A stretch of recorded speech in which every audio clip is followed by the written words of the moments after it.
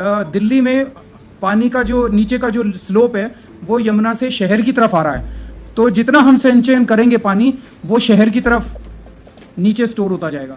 Very very less money is required. आप सोच के देखो कि सब कुछ नेचुरल है, इसमें रिजर्वायर नेचुरल है, पानी बारिश का पानी सबसे साफ पानी होता है, वो सबसे साफ पानी आपका नेचुरल तरीके से कई महीनों तक अंडरग्राउंड स्टोर हो जाएगा, नेचुरल तरीके से वो शहर की तरफ चला जाएगा, सब कुछ नेचर का हो रहा है।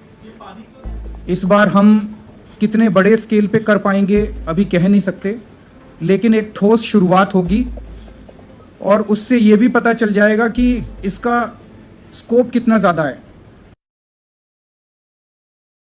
हम लोग रोज अखबारों में पढ़ते हैं और कि पूरी दुनिया के अंदर पानी की भारी कमी हो रही है, और उसी तरह से अपने देश के अंदर भी अलग अलग स्थानों में सुनने को मिलता है कि किस तरह से पानी की चारों तरफ बहुत कमी है, किस तरह से पानी के ऊपर ऑलरेडी लड़ाइयाँ शुरू हो गई हैं।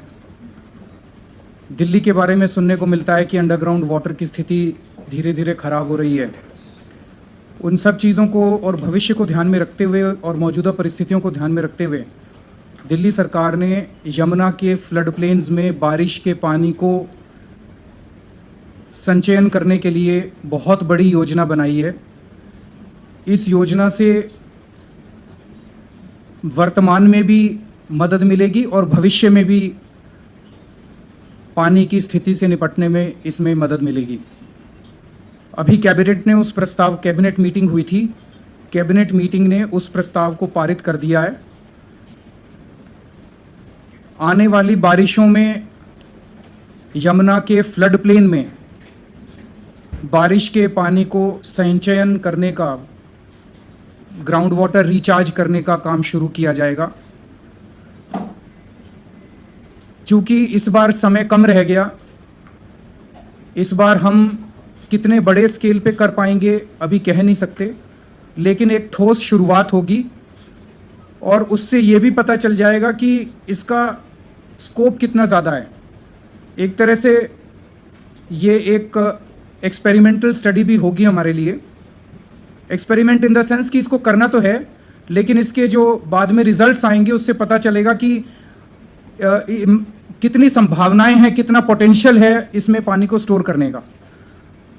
कंसल्टेंट्स की रिपोर्ट्स और आईआईटी दिल्ली की रिपोर्ट्स, ये सारी रिपोर्ट्स बहुत बड़े पोटेंशियल की तरफ इशारा करती हैं कि यमुना का फ्लड प्लेन बहुत बड़ा है और इसमें बहुत सारे पानी को संचयन करके दिल्ली की पानी की समस्या से निजात दिलाई जा सकती है। लेकिन जैसा मैंने कहा कि इस बार हम इसको छोटे स्केल पे शुरू करेंगे और इसकी स्टडी के बेसिस पे अगले साल इसको पूरी तरह से लागू कर देंगे। इसमें पल्ला से लेके वजीराबाद तक का जो स्ट्रेच है उसके किनारों के ऊपर पानी का संचयन किया जाएगा। ये पूरा इको फ्रेंडली तरीके से होगा। इसमें कोई सीमेंट स्ट्रक्चर्स वगैरह कुछ नहीं है। इसमें छोटे छोटे पॉन्ड्स बनाए जाएंगे और जब उन पॉन्ड्स में जब रेगुलर यमुना का फ्लो होता है तो वो पानी वहाँ नहीं पहुँचेगा, लेकिन जब बारिश के दिनों में यमुना ओवरफ्लो करती है तो वो ओवरफ्लो वाला पानी इन पॉन्ड्स में जाएगा और पॉन्ड्स में जब वो पानी थोड़ी देर के लिए ठहरेगा तो वो नीचे परकोलेट हो जाएगा।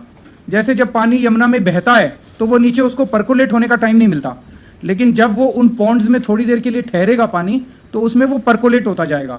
तो परकोलेशन का क्या रेट होगा ये इस बार हमें पता चल जाएगा, वो कितनी दूर तक पानी जाएगा ये हमें पता चल जाएगा। दिल्ली की जो ग्राउंड वाटर की जो वो है उसका फेवरेबल इस तरह से है कि दिल्ली का नीचे का जो स्तर है वो स्लोप है वो यमुना से शहर की तरफ आ रहा है।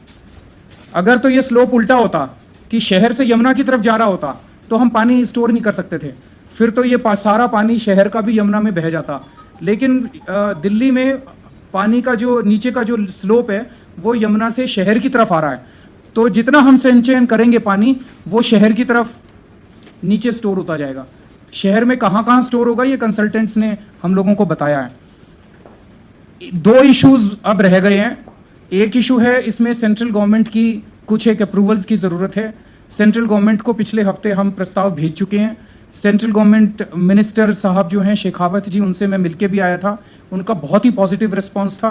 और मैंने उनसे निवेदन किया था कि चूंकि बारिशें आने वाली हैं, अगर इस प्रस्ताव पे जल्दी से निर्णय ले लिया जाए। उन्होंने मुझे एश्योरेंस दिया था कि इसको जल्दी से जल्दी इस पूरे प्रस्ताव के ऊपर निर्णय ले लिया जाएगा और हमें उम्मीद है कि इसके ऊपर जल्दी सेंट्रल गवर्नमेंट का भी अप्रूवल आ जाएगा। दूसरा, ये जो ज़मीन है मोस्टली किसानों के पास है, ये ज़मीन है, तो किसानों से ये ज़मीन हम लोग किराए पे लेगी दिल्ली सरकार। उस किराया कितना होना चाहिए, इसके ऊपर आज एक कमेटी 5 अफसरों की एक कमेटी बना दी गई है जो मंडे तक अपनी रिपोर्ट दे देगी कि किस रेट के ऊपर किसानों से ज़मीन लेनी है। तो मोटे मोटे तौर पे ये है और मैं उम्मीद करता हूँ कि बारिशों के पहले इस बार हम एक रीजनेबली बड़ा पायलट प्रोजेक्ट शुरू कर पाएंगे और जिससे हमें पता चलेगा कि कितना पानी का संचयन किया जा सकता है। ये एक। दूसरा, आज एक बड़ा